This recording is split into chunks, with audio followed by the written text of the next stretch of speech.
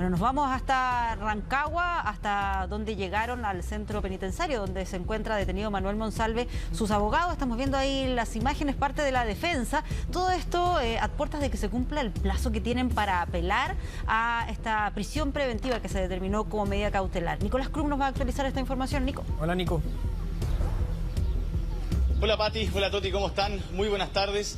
A eso de las 11 de la mañana llegaron los abogados Lino Diz y también Marines Horvitz acá al centro penitenciario de Rancagua precisamente para reunirse con el ex subsecretario del Interior, Manuel Monsalve, en una reunión que estimamos debe haber durado aproximadamente un poco más de una hora, porque recién hace minutos atrás salieron de acá precisamente de la cárcel de Rancagua, aunque los estábamos viendo hace un buen rato ya en el sector del estacionamiento. Esto también entendiendo que ya pasado el mediodía, cercano a las 12:30 del día, los internos tienen que acercarse al sector de los comedores para el horario de almuerzo. Por ende, nosotros presumíamos que esa podría ser la hora aproximada en que ellos salieron prácticamente minutos antes de las 13 horas. Y entre otras cosas, lo que pudimos conversar con ellos tenía que ver primero con lo que ellos pudieron conversar con Manuel Monsalve, saber, por ejemplo, cómo se encontraba el ex subsecretario, si es que habría tenido algún problema o algo al respecto. Ellos comentaron escuetamente que se encontraba preocupado, pero que de momento estaba compartiendo en las inmediaciones del módulo 86, que es donde también les hemos informado anteriormente, se encuentra él con otros reclusos del mismo perfil, podríamos decir, personas mediáticamente conocidas, ex autoridades, ex uniformados, entre otras personas que están en ese módulo específico de acá de la cárcel de Rancagua. También lo que era muy relevante en materia de información era consultarles a ellos primero si es que ya se había ingresado esta apelación o este recurso que en el entendido penal va en búsqueda de lo que ellos pretenden, que es finalmente modificar o que se revierta esta medida cautelar de la prisión preventiva. Y en ese sentido las consultas fueron, por supuesto, por parte de todos los medios apuntando a aquello. No especificaron ni detallaron puntualmente si es que ingresaron o no aún este recurso. Como ustedes lo decían, hay una fecha límite, el plazo es hasta el día lunes y por lo mismo ya están con el reloj a contratiempo, podríamos decir, pensando en aquello. Y tampoco se especificó finalmente si es que acá van a tratar de ingresar a al recurso de amparo o bien finalmente alguna apelación, que eso deberían hacerlo a través del tribunal que finalmente dictó esta medida cautelar. Y es lo que nosotros también pretendíamos saber, si es que, por ejemplo, parte de lo que ellos van a argumentar en esta instancia apelativa tendría que ver, por ejemplo, con lo que en la misma audiencia de formalización el tribunal, a través del juez Mario Cayul, desestimó como parte de las alegaciones y argumentos que estaba en este caso presentando el Ministerio Público y también en este caso los querellantes, que son la abogada de esta denunciante, que tenía que ver con dos casos bien puntuales. Por un lado, lo que determinaba o no si es que acá podía haber un riesgo para la denunciante y para su entorno, si es que eso ocurría, si es que no había una medida cautelar como la prisión preventiva. Y lo otro que también en este caso establecían por parte de los querellantes y de la Fiscalía es que, entendiendo la figura de Manuel Monsalve y el cargo que él ostentaba anteriormente, podría tener redes de contacto e influencia eventual en alguna alteración de la investigación. Esos dos temas fueron desestimados y por lo mismo tratábamos de saber si es que por ahí más o menos iba a ir la estrategia de apelación por parte de la defensa, algo que no especificaron, pero para que ustedes tengan más detalles, los invitamos ahora a escuchar las declaraciones del abogado Lino Diz, quien habló hace pocos minutos acá, afuera de la cárcel de Rancagua. A Manuel. Manuel está preocupado, por cierto. La resolución fue una resolución, como hemos dicho antes, que entendemos que no está bien justificada y estamos viendo ahora y evaluando las fórmulas para poder revocarla y cambiar la situación en la que hoy se encuentra Manuel, que está privado de libertad. ¿Van a recurrir de amparo o van a recurrir de apelación? Las estrategias y la definición de esa es parte de la defensa, no es parte de las cuestiones que vamos a comentar. La apelación, lo cierto es que, como les dije, estamos revisando las fórmulas para poder revertir esta situación. El detalle estratégico, jurídico de cómo eso lo vamos a hacer es una cuestión que no la vamos a discutir con la prensa. Preocupado, sería gravísimo que la prensa supiera lo que estaba haciendo Manuel Monsalve, porque si lo sabe la prensa, lo puede saber también personas que eventualmente pueden tener interés. ¿Cómo lo vio usted a él, abogado? ¿Cómo lo vio usted? Preocupado pero entero. Dispuesto a enfrentar esto hasta llegar al final y guardando las energías necesarias para entender que esto va a ser un proceso largo. No repitamos la escena de ayer de los colegas. Pongámonos primero los periodistas y después las cámaras, y detrás las cámaras. Sí, sin micrófono no hay cuña, sin micrófono no hay cuña, gracias. Sí, ahí estamos viendo el caos que se genera a la hora de intentar rescatar algunas declaraciones de los abogados defensores de Manuel Monsalve. Nico, respecto a la seguridad, sabemos que ustedes tienen que estar afuera del centro penitenciario, sin embargo se ha hablado muchísimo en los últimos días de este lugar. ¿Ha habido algún reforzamiento? ¿Se ha comunicado algo al respecto? Claro, bueno, lo que tú preguntas, Toti, tiene mucho sentido desde el punto de vista de lo que ayer también informábamos, que quizás es algo paralelo a lo que nos tiene acá enfocado, que es, por supuesto, la presencia del ex subsecretario como un interno más. Y esto también porque hay paralelamente manifestaciones, movilizaciones por parte de los funcionarios de Gendarmería, donde hay demandas, por supuesto, y exigencias, entre otras cosas, como poder reforzar la seguridad, no solamente de este centro penal, sino que en términos generales de las distintas cárceles y centros penitenciarios del país. Acá ayer uno de los voceros de Gendarmería incluso daba cuenta de un caso que era realmente insólito, que hablaba de un recluso que incluso con una cuchara logró finalmente vulnerar una celda. Eso ellos lo entregaban como referencia, como antecedente, para explicar cuáles son los riesgos que muchas veces también hay, y que por lo mismo acá, no solamente considerando el recluso que ahora es Manuel Monsalve, el riesgo que reviste que una ex autoridad de gobierno esté acá como uno más de los internos, sino que por lo mismo esto daba contexto a poder fortalecer más aún esas demandas, y por lo mismo hace poquitos minutos también llegó la comitiva y también contingente de la misma institución de Gendarmería, el propio director nacional de la institución llegó a hacer una inspección acá al lugar, y entendemos que también en un par de minutos más podría hablar respecto de aquello. Hoy hubo movilizaciones acá, hubo incluso una fogata que incendiaron un grupo de gendarmes, todo esto por supuesto en modo de protesta, sin dejar de lado sus funciones claramente, pero para poder hacer ese llamado también a las autoridades de que sean escuchados. Varios de ellos también señalaban que incluso hay funcionarios que hace mucho rato están esperando un ascenso, entendiendo obviamente el tiempo que ellos llevan en la institución y que todavía no han podido ascender de grado. Todo eso también como parte de las demandas y exigencias que ellos piden que se revisen, pero puntualmente, aparte de las medidas en las que ellos trabajan, las condiciones laborales, digamos, el tema de la seguridad es obviamente prioridad en este caso, y obviamente, como para dar contexto, el hecho que hay una autoridad, una ex autoridad, bien digo, de estas características acá, podría generar por supuesto un altercado con otro de los módulos, y eso es lo que precisamente se busca evitar. Ahora, de ocurrir una situación de ese tipo, y teniendo también este hecho puntual de antemano, de que ya hay, según ellos, algunas deficiencias en materia de seguridad, sería claramente mucho más riesgoso que ocurriera un episodio de esas características con este escenario que ya da cuenta la misma institución, que hay que hacer un reforzamiento importante en materia de seguridad, y por lo mismo que toma mucho más fuerza, podríamos decir, estas demandas que ellos están haciendo. Sí, y también hay un punto, ¿no? Porque dentro de las declaraciones que han dado durante estos días apuntan a la empresa que administra y que regula o sea, que ve el día a día de la cárcel, ¿no? Dicen, bueno, aquí hay una mantención que hacer, que se haya podido vulnerar una celda con una cuchara, dice, habla de que evidentemente esto podría volver a repetirse porque no se ha hecho en las mantenciones como corresponde. ¿Han seguido refiriéndose a esa materia? Hoy puntualmente dieron un único punto de prensa. Ayer tuvimos la oportunidad de hablar con más funcionarios de Gendarmería. Hoy solamente hablaron en una instancia y se refirieron en términos generales a sus demandas. Hablaron harto esto de los ascensos, pero también hablaron de la seguridad. Nosotros los medios, por supuesto, enfocados un poco en saber la situación de Manuel Monsalve, consultábamos también por aquello, y ellos decían que más allá de que ellos no hacen diferenciación entre un reo y otro, entienden, por supuesto, la peligrosidad que puede generar algún altercado, pensando obviamente en que esté Manuel Monsalve dentro de este módulo. Ellos, eso sí, dijeron que por ahora no había ningún problema al respecto de aquello y que se mantenía todo con total normalidad. De esto mismo se le consultó a los abogados de Manuel Monsalve. Lino Dizzi fue quien nos comentó un poco respecto de cómo estaba él, pero también qué es lo que ocurre en materia de seguridad, así que los invitamos a escuchar esas declaraciones. Tiene una situación particular. Nosotros eso lo hicimos ver en su momento. Él es una persona que era parte de la estructura del Estado que se dedicaba precisamente a la seguridad, y por lo mismo su posición, como la de cualquier persona que esté en esa posición, como por ejemplo puede ser un carabinero o alguien de la Policía de Investigaciones, es particular.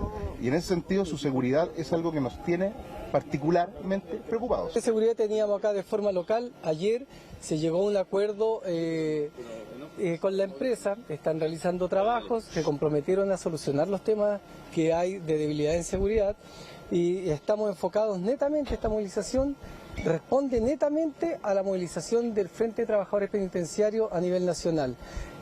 La movilización no pasa por impedir el normal funcionamiento de la dinámica de la cárcel al interior, sino que pasa por prohibir las salidas programadas a tribunales, prohibir los ingresos de los controles de detención a esta unidad penal, ¿ya?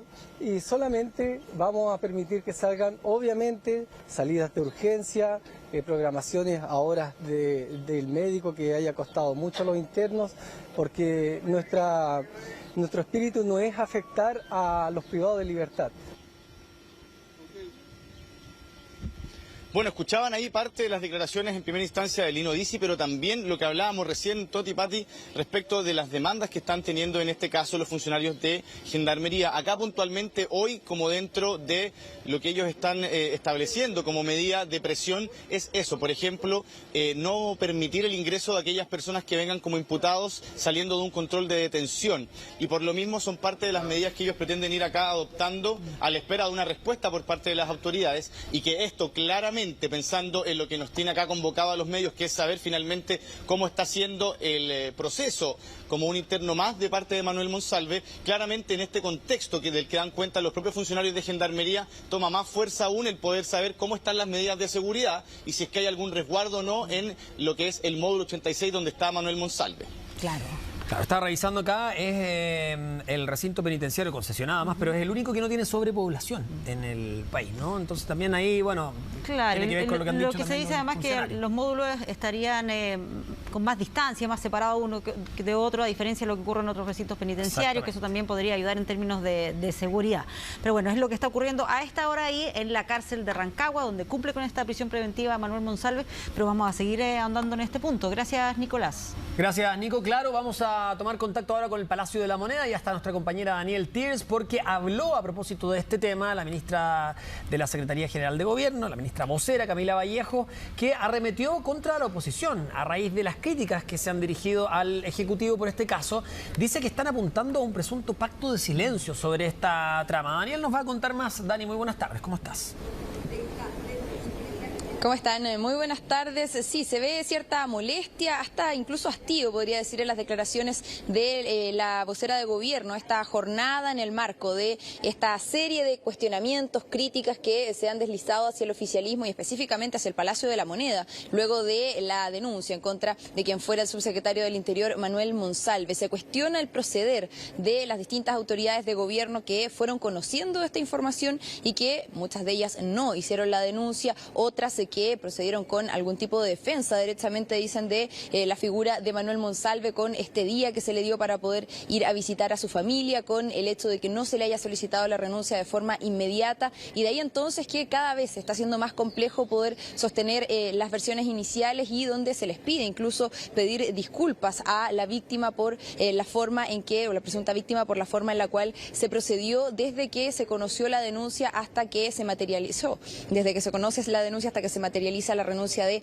Manuel Monsalve el día jueves 17. Una situación que el día de hoy se manifiesta en forma más evidente con esta declaración que realiza la ministra vocera de gobierno en torno al pacto de silencio que se le ha mencionado en varias oportunidades por parte de distintos parlamentarios durante esta semana al gobierno. Se habla de un pacto de silencio que iría en beneficio de la figura de Manuel Monsalve al interior del Palacio de la Moneda. De ahí entonces que el subsecretario del Interior, Luis Cordero, ayer tuviera que responder por este tema en el Congreso, luego de participar de una comisión de mujeres y equidad de género, en la cual fue invitado junto a la ministra de la Mujer, Antonia Orellana, para poder dar explicaciones en torno al proceder del gobierno respecto a este caso. El día de hoy lo hizo también la ministra Camila Vallejo, y hay declaraciones de distintos parlamentarios durante la semana donde se han referido específicamente a esta expresión, pacto de silencio en torno al caso de Manuel Monsalve. Los invito a que revisemos esa serie de declaraciones en torno a esta materia, y también la defensa del gobierno en torno a que no existiría un pacto de silencio y que incluso se trata de declaraciones injuriosas en contra de las autoridades de gobierno. A medida que pasan los días, uno se va dando cuenta primero que desde el propio presidente de la República no se dijo la verdad. Sabía Boric, sabía Crispi, sabía Toá, sabía el jefe de gabinete del presidente de la República, sabía todo el círculo de hierro, y lo que hicieron fue firmar un pacto de silencio que hoy día se comienza a desmoronar. Nunca antes en estos últimos 35 años habíamos visto que una ministra del Interior fuese capaz de contradecir públicamente la versión del presidente de la República.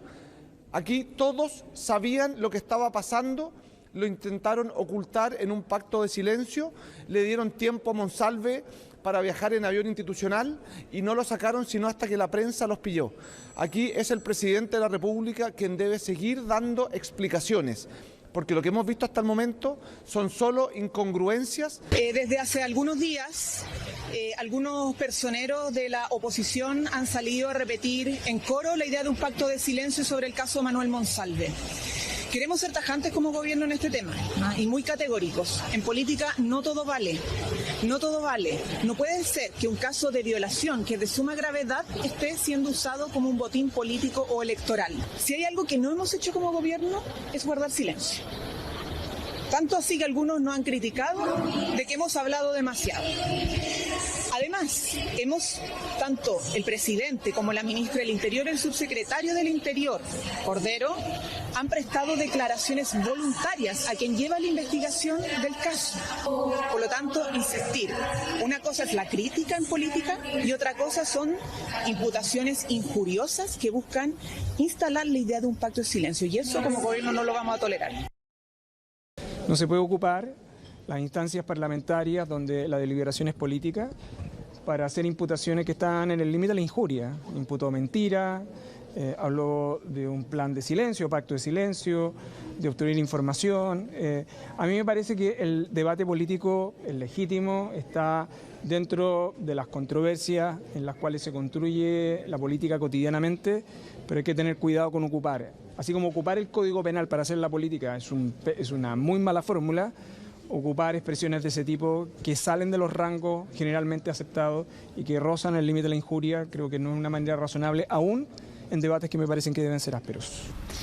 Claro, hemos visto distintas vocerías durante estos días, Daniel. Veíamos ahí al ministro Cordero, también vimos algunos días a la ministra Jara, que estaba cumpliendo el rol de vocera, también por supuesto ahí la ministra Vallejo. Qué impresionante que por más que se puedan empecinar en cambiar la discusión y seguir con la agenda adelante, ha tenido que referirse a esto el canciller. Claro, exactamente. El punto es si está contemplado, se sabe algo de que el propio presidente Gabriel Boric se vaya a referir más en extenso a esto, o más bien queda después de lo que fue esa conferencia de cerca de 50 minutos contenido solo a eso.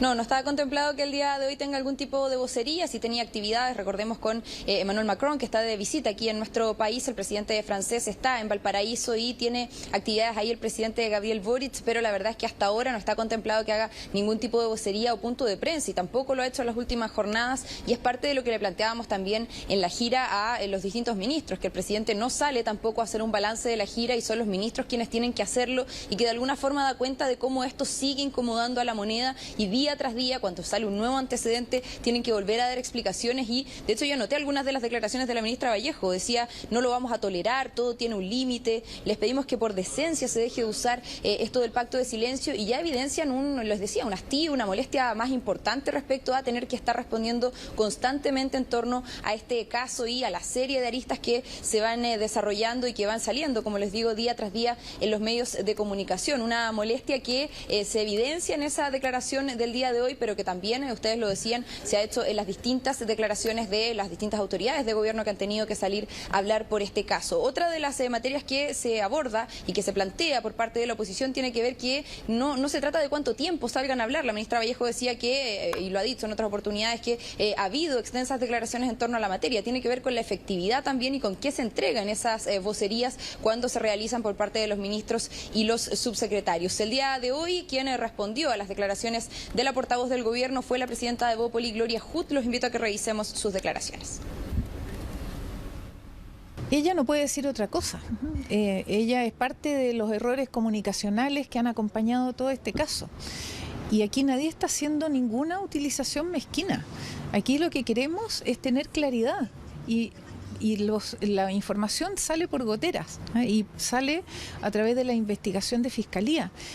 Aquí nadie está aprovechando políticamente porque el caso es sumamente grave. Aquí no hay espacio para una utilización mañosa de un caso grave que afecta la estabilidad del país, afecta al gobierno en su núcleo.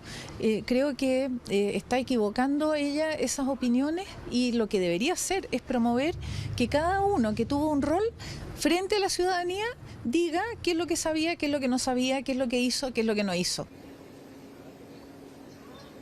Un caso sumamente grave, dice Gloria Hood, algo que es evidente, ¿verdad?, que hemos visto en todo el desarrollo de este caso desde que se conoció, desde que se hizo público en adelante y también con los antecedentes que hay en forma previa a aquello, cuando el gobierno intenta poder salir de esta materia, poder instalar su agenda, pero la verdad es que se ve complejo con la serie de vocerías que han tenido que realizar en torno a esta materia y donde en cada punto de prensa tienen que responder sobre este tema y cuando también no solo es la oposición, sino que personeros del oficialismo también ya están deslizando críticas en torno a cómo se ha ido procediendo en el caso. El senador Ricardo Lagos Weber, sin ir más lejos, hablaba de errores, de desprolijidades y entonces se complica también más el escenario para la moneda, donde ya no es solo la oposición, sino también desde el oficialismo, donde se está reconociendo que no ha sido la forma más limpia de poder abordar esta crisis. Claro, es que es complejo que este tema no se siga tratando cuando está en desarrollo, ¿no? El ex subsecretario está en prisión preventiva, pero bueno, todavía hay todos muchas los días cosas que vamos conociendo. Antecedentes, filtraciones. Muy difícil salir de ahí, digamos. Así que me imagino que esto lo vamos a seguir tratando durante varios días más. Daniel, muchísimas gracias, que estés muy bien. Gracias, Cuídate. Daniel.